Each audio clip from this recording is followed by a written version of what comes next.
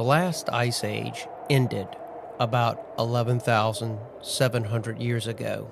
Before that, vast ice sheets, some over 2 miles thick, covered North America, Europe, and Asia. Entire landscapes were sculpted by ice.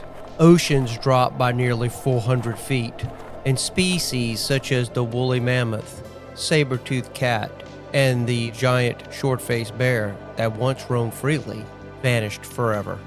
Now, humanity lives in a rare intermission, a warm pause between glacial advances. But what if this fragile moment of warmth is only temporary? What if the Ice Age returns? The consequences would be staggering. Entire cities buried, coastlines redrawn, ecosystems erased, humanity forced to adapt or perish. We like to think the Ice Age is behind us, a relic buried in prehistoric time. But history is written in cycles, and the Earth keeps its own calendar. Even now, beneath the illusion of global warmth, forces are stirring, cosmic rhythms, orbital tilts, the quiet breath of the sun, all conspiring toward one chilling truth. In this episode, we'll explore the science, the myths, and the terrifying possibility of Earth's frozen destiny. Because if history has shown us one thing, the ice always returns. The only question is when.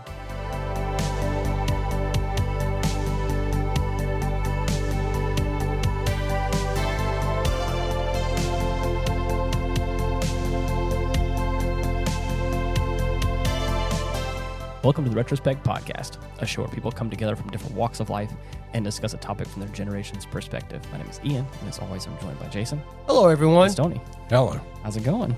Going good. How are We've y'all had a doing? good day. I tell you what, drove through an incredible rainstorm getting out to the studio today. For 2 hours, over like an hour and a half, maybe. The bottom fell out. And I'm going to tell you, lightning. Yeah. I mean, I saw some absolutely just incredible displays of Mother Nature popping off some electricity. And I was cleaning up the house, getting ready, and it was like, about to get ready to go get some stuff ready for the studio and all that kind of stuff. And as I was doing all that earlier this afternoon, I was like, I saw like the flash and how usually you see the flash and then like the sound happens. Later. This was instant. It was like, it shook my house. I was like, oh my gosh. What is Scared it the heck out of about me. lightning that just invokes the sense of like power? Power, that's it. I mean, yeah. you wonder how like the ancient peoples of that the gods of lightning and stuff like that of how that you could see how that would have developed where they were trying to rationalize these incredible forces at work. And but even now it's like when you're outside and a big bolt hits close by, it's like your life flashes in front of you. I mean, it's like I think I am a very small potato. Yes. Let me get inside. Yeah, I think it really puts into perspective how fragile I think everything is sometimes. But I think it's also the fact like it really does, it shakes every fiber of your being. Like it penetrates you. Yeah. It penetrates you. I mean, even driving in the car, it's like when it hits, it's like you feel the electricity. Oh, I mean, yeah. it just permeates throughout the whole atmosphere. So, And I think it's also something too of like whenever like wildlife also responds. When like other like pets and animals and like regular wildlife you see around, they also respond to like, oh, okay, it's time to like find shelter. It's like, okay. I don't play with lightning. I really don't. I mean, it's I love to see it, but I don't want to be outside in it. It's funny that we always seem to talk about the weather on this show. Oh yeah. Well, it's a big thing. I feel like it's what do you call it? Small talk. It's small talk. Yeah, we have other things that go on in the week, but sometimes the weather is the most important or the most thing that happens. It's the topic of today's show. Yeah, Yet exactly. again. Yeah. What a nice segue. Yeah. Well, I'm telling you guys, this was a I've always been kind of fascinated by this topic. So it's what if and when the Ice Age returns? Yeah, this and when. It's not if. Yeah. It's when. Yeah. Well, I mean, it's like like I said, the Earth goes in cycles. Yep. We will go through another cooling period. I mean, it's just kind of the way I think the scientists say it's the tilt of the Earth, and sometimes the orbit drifts a little bit further away from the sun. And but it's also what we talked about either on a pre-show or one of the last episodes with the oxygen CO count that goes up and down. It's a big cycle. Trees get bigger, more oxygen. Animals get bigger, more CO, and it's a big balance, and all that plays into this. All of it plays into this. Yeah, well, I'll tell you what, I've always been fascinated because this kind of ties into a lot of stuff I have followed with Randall Carlson and Graham Hancock, and that they believe that during the last ice age that mankind had reached a level of at least some parts of mankind had reached some level of sophistication regarding navigation of the globe and a kind of a connective culture where you're finding kind of similar things where in different parts of the world where the conventional science is, well, none of these people never really met, and it's kind of like, well, how can you have pyramids in South America and have pyramids in Egypt when supposedly these two people never crossed paths, or while they have statues of the Olmecs in Central America that look like Africans, which means there would have been some cross pollination with the continent of Africa. So to me, I find it interesting that the last ice age. I mean, there was some warming, and then all of a sudden it got cold for about 1,500 years, which kind of defies. And now they have found some evidence of some comet impacts within the North American ice sheet, which would indicate that it must have been quite fantastic. Of course, not good if you were living at that time, right? But the ice age is somewhat of a fascinating topic. We kind of loop it into the dinosaurs, but it has nothing to do with the dinosaurs. Yeah. What I found interesting about the Ice Age is kind of, I mentioned that in the beginning, some of the animals that at one time roamed the face of the earth, and they just miraculously they vanished. Yeah, just remember this though: the cockroaches are still here. Yeah, well, oh gosh. Cockroaches didn't die. I know in the area where we're at now, I mean, it was. I think they had the giant beaver. Right. And these are massive animals that just very large variants of our common animal today. Right. But they all got wiped out. But that's also part of the oxygen CO thing that goes up. Animals got bigger and they get smaller. And that happens regularly, according to the ice cores. Yeah, I mean, at that time, think about it. It's look at a Google map and look at the coastline. Right. And you could see the shaded areas out into the out where the present coastline is. Right. All that was land at one time. Think about that. Yeah. I mean, just think of the area that we live in now. You drop sea levels by 400 feet. That's crazy. How much land would show up. It would show up. I mean, to me, it's incredible to think, because all that seawater was locked up in the ice caps. Right. It's hard for me to imagine ice sheets 1.5 miles to 2 miles thick. That's crazy. I mean, New York City doesn't exist. It's completely covered in ice. Chicago, most of Canada, buried in ice. That's crazy to think about. Doggerland exists at this time.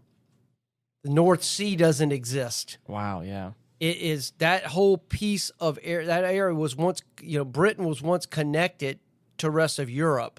Yeah. And they call it Doggerland. Matter of fact, if you look at the maps, it'll have the Dogger Banks. And the reason they found that is because fishermen, when they were going out there, were pulling up chunks of mud and grass at the bottom of the water that shouldn't be there. Interesting. And that's how they found out about Doggerland. That at one time. Now, they'll say that Doggerland eventually succumbed to the natural forces of the planet when, as the ice sheet started to melt, then they call that term isostatic pressure. So what happens that, 1.5 miles, 2 miles of ice sheet is sitting on the crust. Right. And it's what it's doing, it's literally lifting it up. So over here, you got the ice sheet, it's lifting the other part of the crust up this way, which means it's shoving land up. So it's going above the water. Okay. As the sheets melt, then the weight starts going the other way and the land starts to sink back into the ocean. So that's how literally the North Sea came about. I mean, it swallowed up a very, very rich area of land that connected what is present day Britain to the rest of Europe, and I'm sure it was used by ancient people as a hunting ground, as probably people lived there, and probably if you go down there, you might find evidence of one time of human activity. So it's just interesting stuff I found. Just some of the stuff I was reading about. Well, you got to wonder. I mean, how are you going to get 1.5 miles of ice out of something when there's really there's 5 top ways that an ice age is going to come? And I did some research on this one, and the first one is volcanic winter. We've been talking about Yosemite Park, a couple of other volcanoes taking off and doing something. The sulfur dioxide reaches the atmosphere, the sun goes down, and it gets colder. It can drop significantly over the northern hemisphere, and that might last 10 years. Okay, maybe. How long did we feel the effects from Mount Helena? Mount St. Helens? Yeah, Mount St. Helens. That was like, it got cool for what, 2 years? Yeah, it was about 2 years. If I remember, the winters were got a little nippy. A little nippy, but and we're pretty far away from it. And number 2 would be the AMOC, which is the Atlantic Meridian Overturning Circulation. Oh, I've seen that. Yeah. Okay, yeah. I've heard about that. And that tips. That's a very fragile type thing. We're hubris enough to believe we can affect that. We're not. But that's what really controls things in Europe and, the East Coast to a certain aspect. And that could go up to about 30 years if something were to happen there. But where are you getting 1.5 miles of water from and ice from in these things? You're not. You're talking about some things coming down. A nuclear winter. Well, good Lord. No one's ever blown up a couple of atom bombs or hydrogen bombs and started that. So we don't know what that would happen. But a true ice age, which is what we've been talking about, the CO and the oxygen changing, which is with the CO, it can't switch quickly. The orbital cycles operate on a millennia. It would take a long time for that one to start. You would see the ice coming down, and that's kind of why we put this one on on the whiteboard, because I saw an article which came up to be wrong. I saw something that said there was 615 gigatons of new ice on Antarctica, and that's not true. In 21 and 22. Each year generated about 100 to 112 new gigatons of ice. Yeah. So it's not 615, but still, if you think about it, that's 250 roughly gigatons of new ice, and they still haven't they're working on the measurements for the last 2 years. Yeah. But still, that's a lot of ice. Where is that coming from? Well, I mean,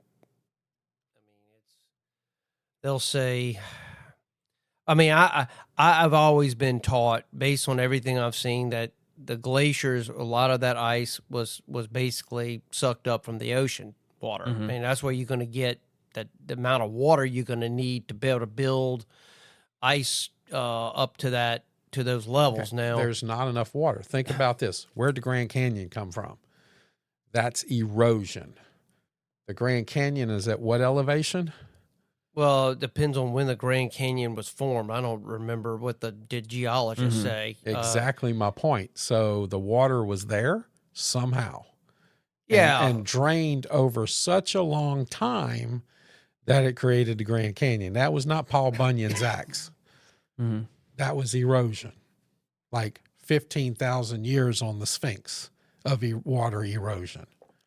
Well, they said that I was seeing here. They're saying that now you get when you're doing research for this topic, it's always the people that are claiming climate change and human driven. Yeah. They're saying that because of what we're doing, warming the earth, that we've delayed another ice age by 50,000 years. I don't know how true that is. I don't think they really know. I don't necessarily buy that. As I said, I suspect that there's probably several factors that are kicking in when it comes to what causes an ice age. The Earth. As I said, the Earth tilts. Right. It gets further away from the sun at times, and when that time happens, it gets colder. It changes weather patterns. And just things start happening. But I mean, the height of the last ice age was about 20,000 years ago. And if you get into these arguments and whether it depends on if are you an old Earth person or a new Earth, or young Earth, that depends on kind of your philosophy. I know people who subscribe to a young Earth philosophy, and so a lot of the research that I've uncovered and just kind of my everyday looking at YouTube videos when it comes to this topic. Would not probably fly with them because they don't believe the Earth is 4.5 billion years old, right. and that just over time, just the cycle of eons, things change, like the movement of the plates. At one time we believed that that at one time all the continents were together. It was a big thing called Pangea. Right. We've all heard of that before. Most of this stuff you learn in high school science. I mean, it's none of this is I would call out there type stuff, but right. A lot of it comes to that. But I mean, it's to me what I find interesting is the amount of animals that just completely disappeared from the fossil record. At that time, all of a sudden. Which I find interesting. Another topic that a lot of people are talking about right now with the warming, people talking about everything's warming up, is the amount of water that's going into the oceans, messing with the Atlantic current. There's been some movies made over that. If that would happen, the conveyor belt that keeps the AMOC, the warm water going up would stop. It would plunge the Earth again into another kind of a cold period. Right. So I mean, it's as I said, a lot of it is I don't know a lot of our what our listeners subscribe to. I imagine some are young Earth, some are old Earth. So it's it just depends on your deal, on your worldview. So but yeah. But 50, they say another ice age about another 50,000 years. So I don't think we need to worry about it too much. I don't think any of us will be around. Matter of fact, any fossil record of us being around won't be here anyway in 50,000 years. But I have done quite a bit of just watching YouTube videos on this topic. Oh yeah, but simply because of the Graham Hancock stuff really got me into this last ice age. I've never really been that fascinated with the woolly mammoths until, recently they talked about, hey, they're going to try to bring back the woolly mammoth, sort of like the Jurassic Park they brought effect. the wolf back. Well, they haven't brought back the dire wolf. Yeah. I think they say the closest ancestor of the woolly mammoth is the East Asian elephant. So those elephants that are like in India and stuff like that, so that's the closest relative to the mammoth. So, I mean, they have found perfectly preserved mammoths, which to me is fascinating that they have found carcasses with food still in the mouth. Like they literally died right then and there. It was like flash frozen. Freeze and, drying. they were gone. So I believe they probably could get DNA. And I think the question is, do you open that Pandora's box? Oh yeah. I don't know if we're quite at a place where we can replicate it 1-to-1 is the big thing. Right, to truly bring back the original. Because that was the whole. Those were massive animals. That was also the controversial thing with the whole direwolf situation. Is like they had taken. That was like a big publicity thing where like they took the closest DNA sample of one and then they were able to like crossbreed it into something else and like basically insert it into a female wolf. And it's a whole bunch of stuff that went into it where like technically they didn't resurrect the direwolf. They made a modern day equivalent of it with some DNA. And it's like, okay, well, you're trying to get publicity here and I get it, but Well, I mean, the question is, what happens if you do bring back these animals? What do you do? What do you do with them? I mean, the dire wolf was a wolf of large size. I mean, it was twice the size of what wolves are today. Yeah. I mean, you could imagine packs of animals like that running around. That could cause problems because the prey that they used to prey on were also very big. Right. So, and I think that's with some of that stuff, I feel like it's important not to think about, can we bring back the extinct animals? It's like I think we should be focusing more on like how we preserve like the current ecosystems that we do have. Like there's some animals that are going extinct in a way and that I think are going to cause like a void in the ecosystem that like, I think like, for instance, I think they removed a lot of wolves from like a certain part of the U.S. No, that's still and making so, like, news that's a right big now. thing. It's like, but where they're introduced to wolves, everything's flourishing again. Well, I think once you leave nature to nature, of course. nature flourishes like it always did before mankind interjected himself into the life cycle of nature and but sometimes we do intervene though and then cause holes in the ecosystem. Oh yeah, we do. I mean like, look at the buffalo. I mean look at what we did there. I mean, so, not to say that something doesn't probably fill in the gap, but there's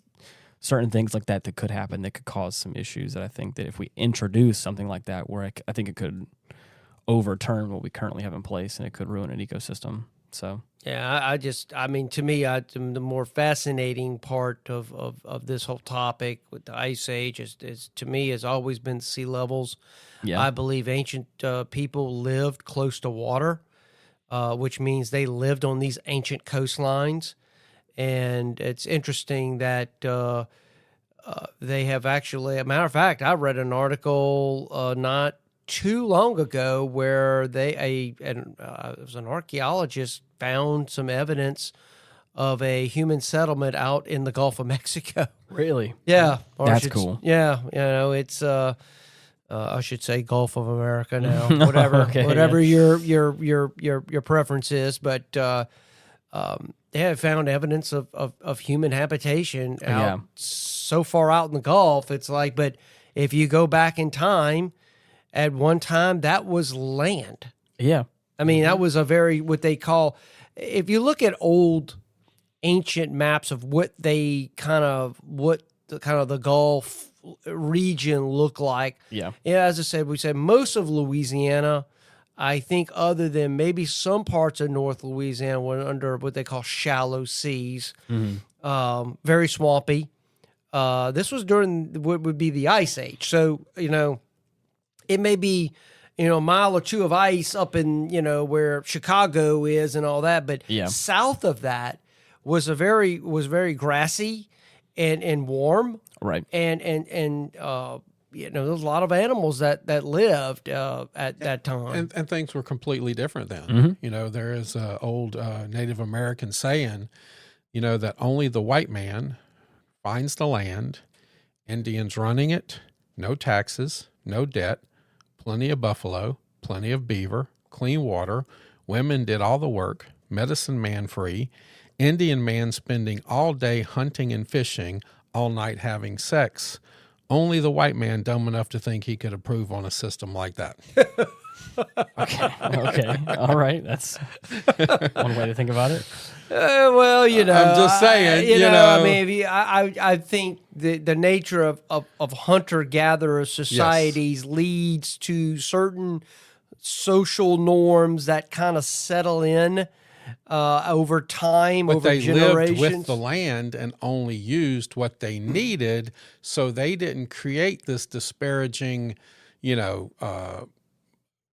gap between the animals. They let nature run its course.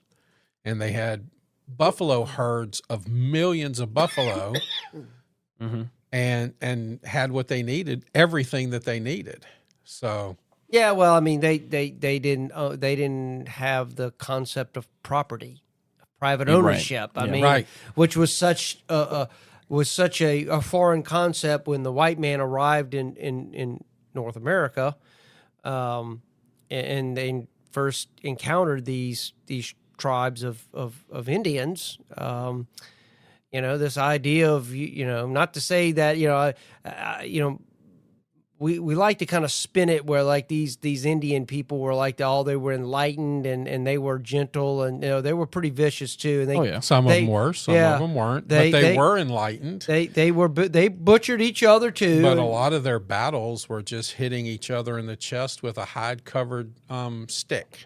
Well, there was a lot of things, and a lot of things the white man brought to them that enhanced some of their negative. Right. Yeah. But all in all, they lived in a very spiritual world. So, I mean, that's a whole nother topic. Yeah, so I'm looking at some general Ice Age statistics here. It said in the last 2.6 million years, Earth has experienced about 10 major Ice Age cycles, each lasting 80 to 100,000 years, separated by warmer interglacial periods. They say the length of an Ice Age cycle is about 100,000 years. Throw around 100,000 Oh, years. yeah, like right. It's, whatever. Like it's nothing. Yeah. Like it's not like more years than we could even comprehend. They said during the last ice age, the global average temperatures were about 6 degrees to 9 degrees Celsius colder than today. Right. Okay. So whatever that equates to Fahrenheit, I don't. Times 2 plus 30. So you said it was not 5 to 9? 6 to 9. 6 to 9. So it would be 30-ish, 30 degrees Fahrenheit. Fahrenheit. That's quite extreme. Yeah. I mean, on average, if you're Right, 30 right. degrees colder, Yeah. I'd take it. cold. Anywhere between like 30 to probably 50 is what they were saying, like that range of like could be. They said Fahrenheit. They said the glaciers and the ice sheets covered 25 to 30% of the Earth's land surface.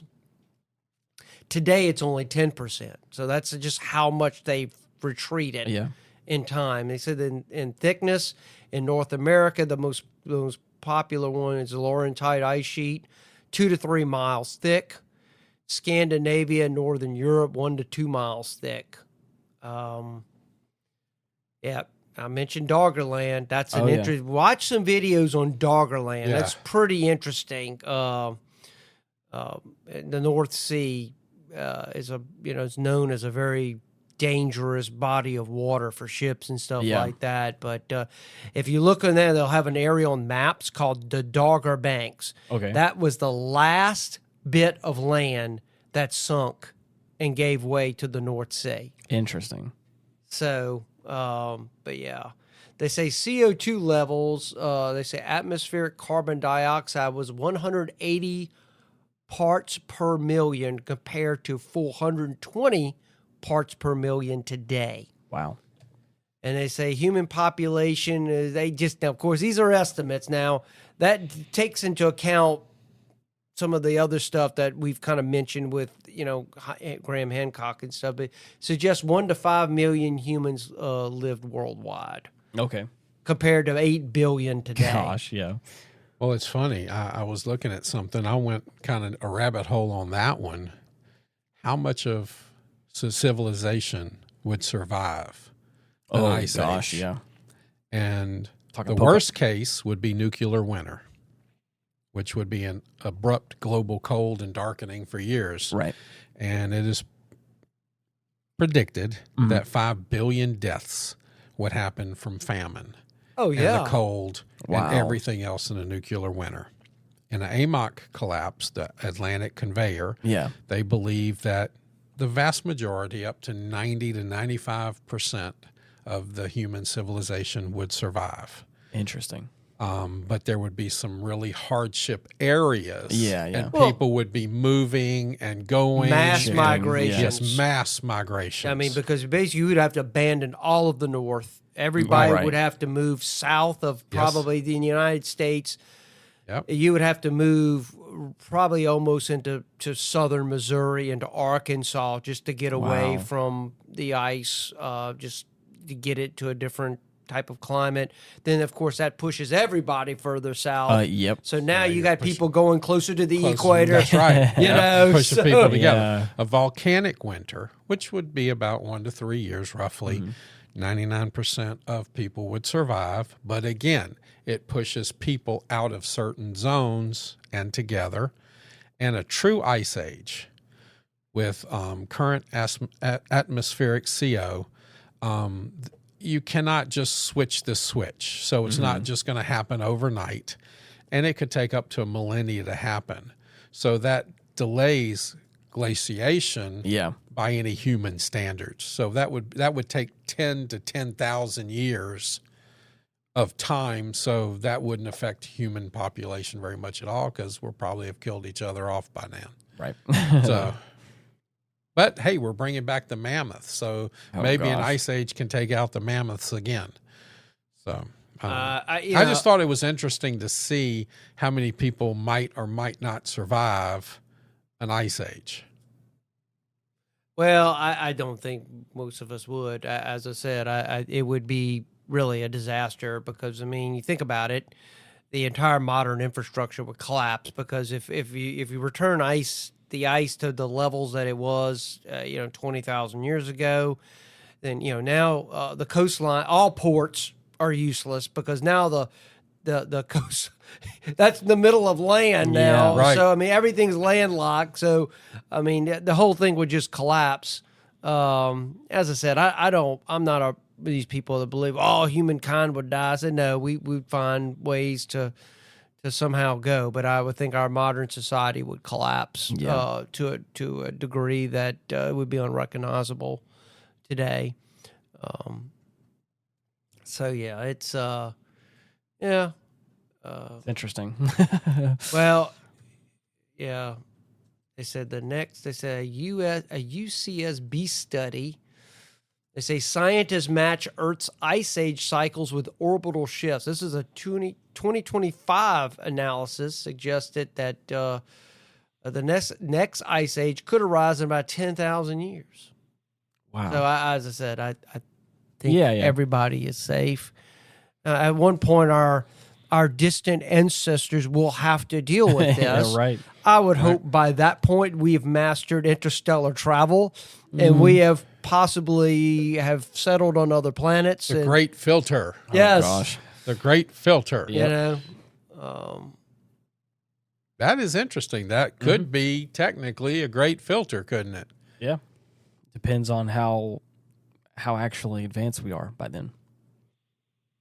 yeah. Because that's a big situation where, again, hopefully that's something that we could overcome, but who's to say?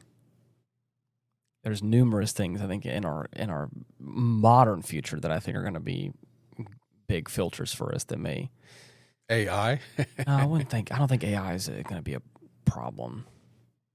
I think it's going to be a problem in other ways, but I don't think it's going to be the one that's going to be the thing that's going to take us out. That's what a great filter is. It's like it's the one thing that stops us from like being able to progress to that next step. And I don't think that AI is going to be the thing that stops us. I think something like quantum computing could be something that is like going to revolutionize that and other things that like help make that happen. But I do think that a big thing is potential interstellar travel. Yeah, I mean, I think energy is a big thing. I feel like that's what I'm saying. I think if somehow we can get past the this competition, that exists with countries and resources and stuff like that. I mean, I think if the globe came together for whatever reason, if somehow circumstances would arise that we would all as human beings have to do something, I think we could work. We can do wonders. I really can. You put all our resources together for one common endeavor. Oh yeah. With all the brain power that exists, everybody working toward the same goal.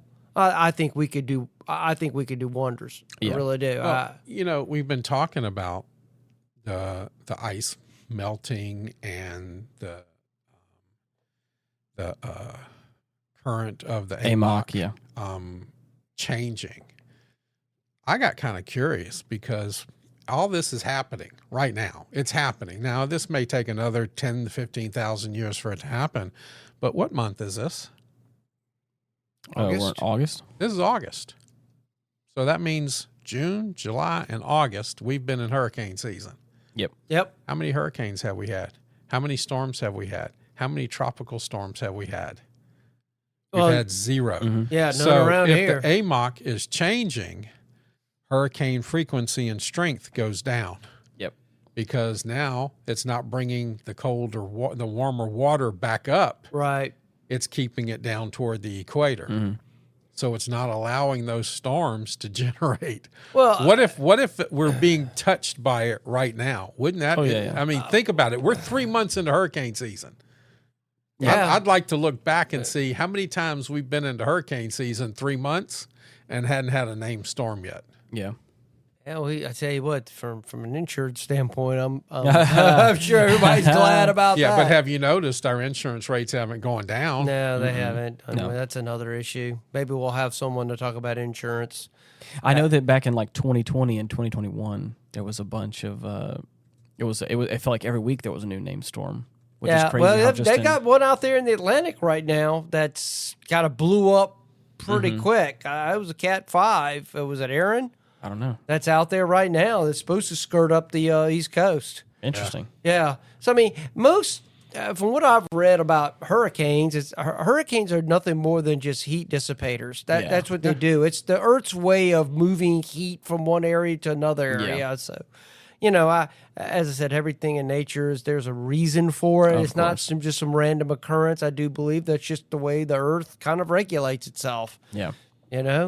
Thank goodness that it has these because if it didn't, then certain areas would just get hotter and hotter and hotter, and other areas would just get colder and colder and colder. So, it's just unfortunate that sometimes we're in the way Yep. when these things come ashore. Oh yeah. But I mean, if it just hit some random space out Yeah. there, nobody would care. Yeah, right. One way or the other, knock down some trees or Yeah. whatever. So What is if a hurricane's out and it doesn't make a sound or what? Right. Like an old phrase. I mean, it's Yeah. not to. If a hurricane's out in the Gulf and it doesn't hit anybody's house, did it actually exist? Is that right? So- Can you imagine living in the 1900s and 1800s gosh. with no radars, with no and just all of a sudden, poof. yeah. Well, that's why you see stories of 1,500 people dying. Oh, right? yeah. Oh, Because, absolutely. I mean, just one day, it's just Yeah, the the sky gets storm, really yeah. dark and the wind starts picking up, and just tornadoes. Oh yeah. Yep. People that were living in the plains and Yep. dealt with these tornadoes that dropped out of the sky all the time. I mean, Crazy. it's like, one day you're just sitting in your hut or your whatever, and Yeah, all of a then, sudden you're not. You're not. I mean, Yeah. I'm just very curious how people navigated natural occurrences. Yeah. With no warning. Other than they probably, I would think maybe they've just over time learned to watch the animals. to watch animals, to watch kind of, certain things, kind of observing their environment, going, something's about to happen, and our experience tells us this is about to happen. So And we I think need some to of do that whatever. too is probably passed down as well. Of where they're course. we're like, Living memory. yeah. Is it like your grandparents and your parents would probably say during the summer season, Yeah. The storms, they get cooked up and they get harsh in these times. So you got to be, whatever. So who knows? Like, that's the kind of thing too, like you said, passing down of traditions and, Well, it seems like our human ancestors liked mammoth because that seems to be the primary meat source that was used. Oh yeah, well, there's a lot of it to go around probably. Well, I'm sure it fed probably an entire like tribe. Yeah. Probably used the pelt, probably used everything to kind of. I see here they found a 75,000-year-old animal remains in Norway. Wow, that's crazy. Yeah, but I that's what I'm saying. It's that's why I don't believe in the young Earth. Yeah, I believe the Earth has been here a long time, and we've just there's been a lot of things that have happened. Yeah. On this planet that I've often wondered, why does places like Louisiana and Texas and some of the Gulf of Mexico are so rich in oil, because that's just at one time there was shallow sea, and there was a lot of animals that died and sank to the bottom, or they were washed out there when the comets hit the ice sheet and all that melting started happening. All that water came rushing down. You can see how a lot of they get wiped out. In just over 100 years of recording, this has never happened before. What's that? No name storms in the first 3 months. Really? Yes. That's incredible. Which nature is throwing us a bone here. Yes, absolutely. But is that like a red herring though for something that's like far worse? Right. That's where my mind goes. At least you need about 5 years of no storms at all just to let things kind of calm down with the insurance market and just the amount of claims. But the problem is, it doesn't stop disasters from happening elsewhere. Earthquakes still happen. Wildfires. Oh, yeah. We hear about it all the time. AA's climatology notes that the first named storm typically forms in mid-June. Okay. And we haven't had one. 3 months into this thing. Now, you got the one over there, like you said, is come. But, still, it's impressive. Yeah. It's impressive numbers. That's crazy. Ice age is coming. Well, like I said before, I hope that's not some sort of indicator of something else where, yes, it's nice now, but does that mean that some sort of crazy climate shift is going to happen? Well, so I did something kind of crazy. We are a generational show. Mm-hmm.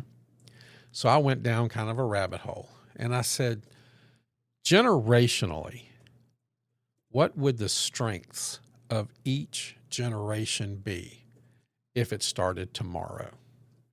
Okay. I got boomers would organize neighborhood winterization and wellness checks, tool libraries, and sit on utility and city calls. Gen X would lead the operations, back up heat installs, comm trees, supply runs, school and work pivots. Millennials would be mutual aid logistics, childcare swaps, indoor ag buildings, insulation block parties. Gen Z would be sensors, pipe and leak and temperature, mapping open stores, warming centers, and ride sharing storms. Mm-hmm. And Gen Alpha will just be relying on the older people. Yeah. So that's interesting. But they're showing that they could handle some of the daily tasks a little bit better than the other generations like Gen Z. Yeah. But I'm curious also where how some of the technology space would shift in that kind of moment as well. Cell phones would probably go down pretty quick because the towers would tank. Yep. I just feel like that's one of those things where what would shift in society if people lost their phones. I think we would have.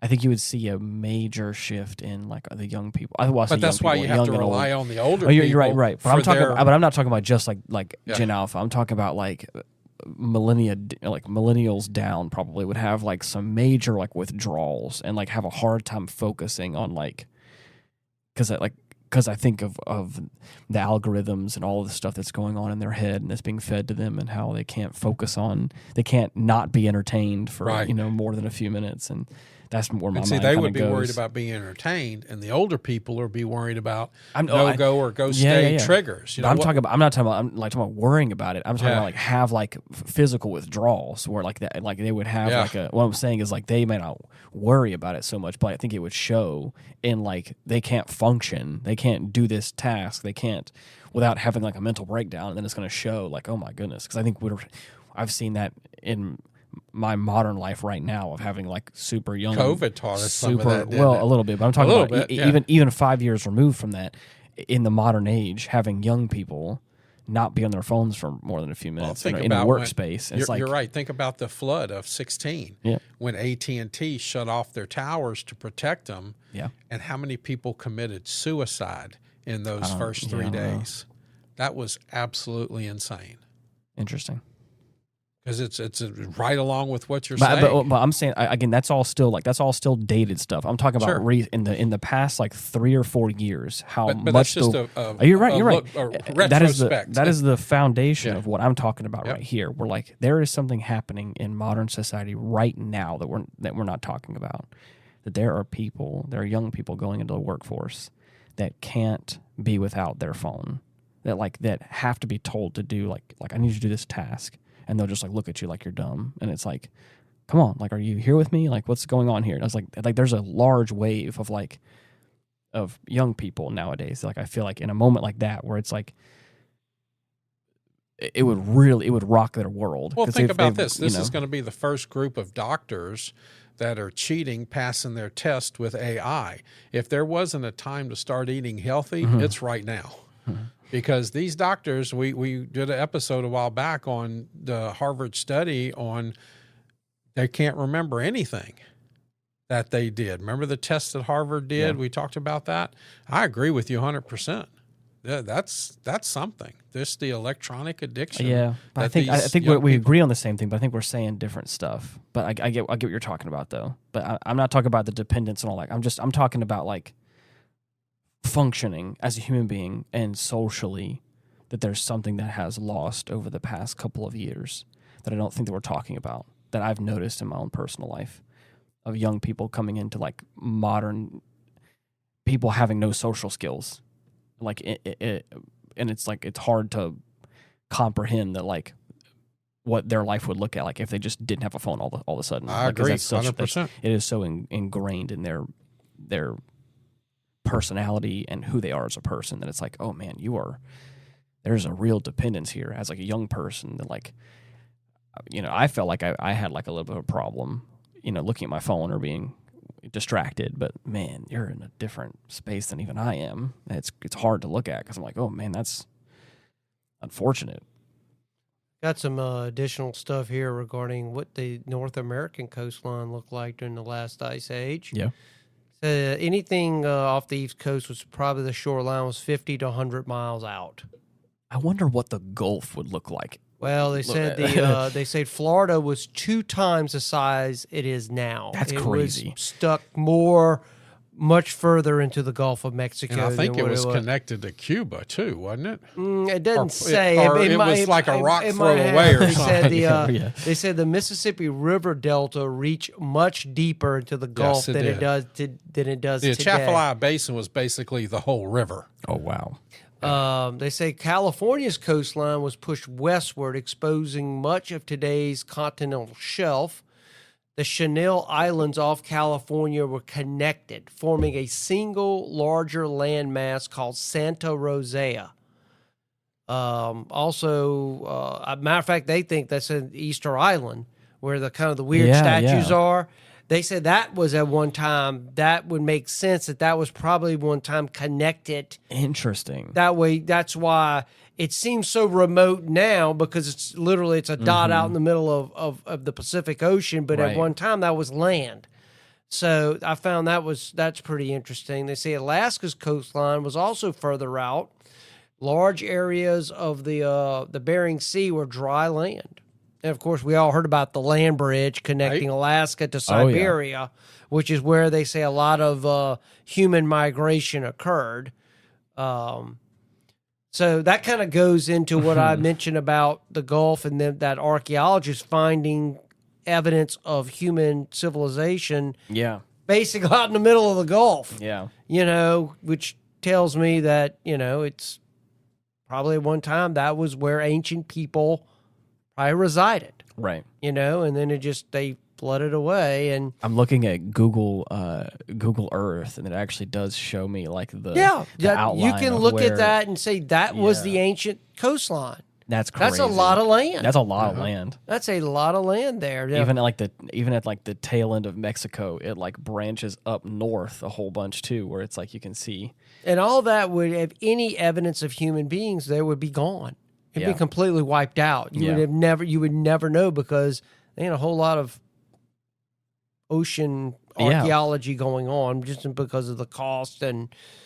But I guarantee you that's just where people live. Well, it's like you people said, lived on the water. It's like you said, there's a lot of oil production in the Gulf. That's like a big thing. Probably a lot of oil if they allowed to drill off California and some other areas. I guarantee you there's a lot of oil there too. Anywhere where sea life over millions of years have floated to the bottom. I mean, sunk to the bottom after they've died, and and then God knows other things from the from the flood and stuff like that. A matter of fact, some of these things like I mentioned regarding the rising sea levels once the glacier started basically melting again, and sea levels started rising. Some people say that was the historical memory of the Great Flood. Interesting. There's a lot of research now pointing to that point that which if people were living in these land areas that are now covered in water, I could see where the idea that all of a sudden the ocean is just rushing up on us. Oh yeah. And how the idea of a living memory of a great flood that engulfed the world, how different cultures would interpret that and pass that story down on in the form of myth and legend. And, in times past, there was this great deluge that occurred and how all that happened. So it's pretty interesting stuff. I've always been quite fascinated with the of just kind of seeing how all that kind of played out over time. And of course, all those animals that died. I mean, 75%. People don't think 75% of all mammals were wiped out. That's a lot. That's a lot of animals. That's a lot of species of animals that just disappear. And they don't really know why they disappeared. It's funny, that they can't seem to find a reason why all of a sudden all the mammoths died, all the saber-toothed cats, all the short-faced bears. Yeah. Well, the bigger animals died. The smaller animals still live. The giant sloth. The big, massive creatures that, they say that actually the worst animal that our ancient ancestors would have dealt with would have been the short-faced bear. Can you imagine a bear that's twice the size of a full-grown grizzly today? Oh, no, dude. I mean, we're talking a bear that stand on their hind legs. I believe they got like fossilized bones, like 12, 13 feet tall. And yet today, there's still some soccer moms in America that would go, look at the little puppy. I'm bringing it home. Dude, look at the little puppy. The fact that like you would see a bear that's the size of an elephant, that's... Yeah, of a small elephant. Yeah, that's crazy to think about. Can you imagine having to deal with that, with something using spears? Yeah. That's what you had. Terrifying. I mean, so I would venture to say probably our ancient ancestors, we came out on the short end a lot of times when we dealt with nature. I imagine we were on the menu. Oh, definitely. More often than not. We were on the menu. I'm pretty sure you would learn where they migrated, and you would stay away from those kind of people. Yeah, I mean, they, as I said, they did hunt, but I I don't believe the story. Like I was reading, some of the scientists believe the woolly mammoth, the reason they went extinct because they were overhunted. I said, No. people back No, then I didn't don't- overhunt No. because otherwise they would run out of food. They wouldn't operate that way, and they ate what they needed, and they moved on. You know, I'm sure they kind of followed migration patterns and weather. I played a part in that. But, you know, a lot of humans disappeared too at the end of 11,500 years ago or so. I wonder what killed them off. Yeah. You know, I mean, Yeah. that kind of brings up all kind of stories of what could have happened. I kind of subscribe that probably got wiped out in this flood event, whatever happened, whatever geological event occurred on this planet that caused the oceans to swallow up the land and change the face of the planet. And so yeah, but yeah, the ice age is a fascinating period of time that I find I actually find it more interesting than I do like going back into the earlier, you know, the earlier Yes. periods. The I forget the name, what they Cenozoic or however that is described. And Well, there's ice ages in those periods too, because we just haven't had one ice change. Right, They yeah. happen on a regular cycle. yeah, so the every world, what did they say was it? I mentioned 100 every Yeah. 100,000 years, 100 to 150,000 years. So yeah, but yeah, it's a it really is a something that I don't think that we're gonna change. I don't believe this idea that we're going to delay it by 50,000 years. I think that's all. Yeah. That's kind of like taking a stab in the dark. I don't know how you even come up with that kind of answer. I mean, I'm sure there's some scientific method they're using to determine that, but I don't know. To me, that just that don't sound right. I don't know. Right. I just, some part of me is just, you know, there's some things that I may found a little crazy, but yeah, okay, I think the science is sound, and I'll kind of like, okay, I'll go with that. Yeah. That sounds reasonable. Some of that stuff, I don't know. You're making we're going to delay the next ice age by possibly 50,000 years. How do you? Yeah. That, to me, that seems a little weak, but you know, I don't know. Yeah. Maybe there's some sort of calculation somewhere where they can project. Well, I'm sure if there was some scientist out there that studies climate, I'm sure they probably come on the show and probably provide a litany of studies that they've done and looking at ice core samples and atmospheric readings and everything else, and probably tell you, yes, you know, there's this and that, and this is how we come to this conclusion. So maybe there's some truth to it. It's just kind of that part of me that just kind of like, and I'm pretty open to a lot of things. Yeah. I never close myself off to really anything. I'm willing to kind of live with intention with certain things, but some things I just kind of go, I think that's a bit of a stretch. So Yeah. That's interesting. Well, That's fun. yeah, I wonder, like I said before, I wonder how this is all going to, maybe not an ice age, but again, now we've been talking about this, I've been thinking about it and trying to think about it in my head. Like, I wonder, like, if another kind of natural disaster was to happen, like, how would we respond? And that's the thing that kind of is making me. now that might be a good podcast. That's where my- how would yeah, you yeah. how would you respond in a global Yeah. disaster? Especially because, like you said, if we don't have any hurricanes on the horizon, and then, of Right. course, if things happen, you know, if something even crazier happens, like, what would that look like? Where you know, now we're in a different. Because I feel like the world is even a different place from 2020. Like, it's a totally different space, I think. It's funny you said response, because I got a text from a listener today. Oh, gosh, okay. And it said, "Good afternoon, my brother and friend.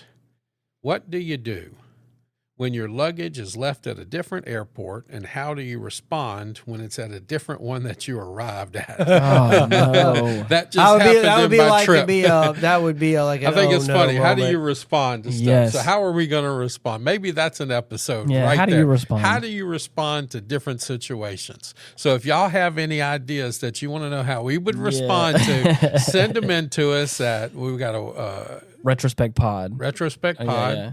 That's where you can find, or again, the email is getoffendedtogether@gmail.com. We got the retrospectpodcast.com website. Yeah. And that is interesting. Yeah. Just how do you respond to stuff? Because I do think I do think that you can get, I think that people respond poorly more often than not. They respond out of anger. And that's a lot of times, I recently, a few months back, reread the book, How to Win Friends and Influence People.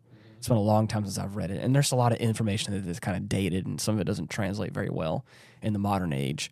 But I have read it. I have read it, and one thing that they touch on is like how to respond to those moments of like you can get really angry and start to get riled up. But more often than not, if you just come at it with a nice response and you try and be understanding, like a lot of times you get more than you asked for. Can we add that to the whiteboard? Yeah, I can't reach it from here, so maybe. So what's the topic about? How do you respond to different stimuli? How do you respond to different situations? Okay. Yep. Cool stuff. Well, like we said earlier, if you want to try and comment or reach out to us, you know where to find us. You can look up Retrospect on all the major podcasting platforms, and a lot of those have ways that you can rate, subscribe, follow, however your platform calls it. And until next week, thank you so much for listening. Bye-bye. Goodbye, everyone, and God bless. If the chill starts today, survival isn't luck. It's sequencing. In the first 72 hours, we protect the people and the pipes. In the first month, we stabilize the heat, power, food, and neighbors. In the first year, we winterize our homes and habits. And if the cold lingers for decades, we build resilient communities that can outlast it. Every generation has a job. So let's assign the work and get it done. Thanks for hanging out with us today for this topic. You're the best. Peace.